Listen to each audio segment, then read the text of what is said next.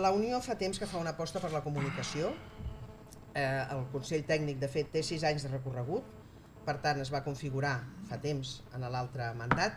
Sabeu que la Unió ha canviat, com és públic i notori, de càrrecs directius fa poc, fa un any, encara no el fa. Hi ha molts treballs que ens interessa ressaltar i que segurament vostès coneixen.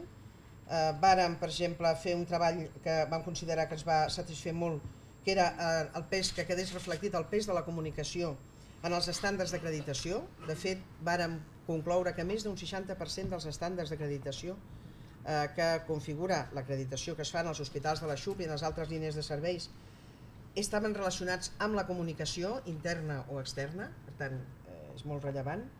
També un treball sobre com les entitats de la XUP, de la xarxa sanitària d'utilització pública, s'aproximen al ciutadà a través de la comunicació.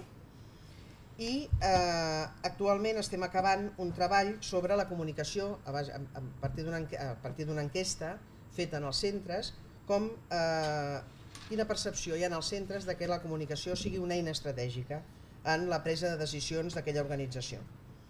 I com no, pel que fa a les mesures d'ajustament, que tractem com una crisi, perquè de fet ho és, doncs creiem que en aquest marc la comunicació adopta un paper molt important, i per això parlem de temps de crisi, perquè sabeu que això de les mesures d'ajustament, que es diuen retallades, doncs ens ha deixat una mica fora de joc.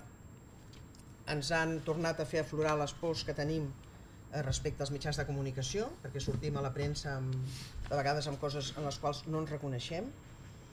Els mitjans es tornen a acusar de manca de transparència, la por mútua que hi havia en el sistema ha tornat a aflorar, per això estan les crisis, no és una crisi com les que hi havia de moment medievals, però torna a aflorar la por.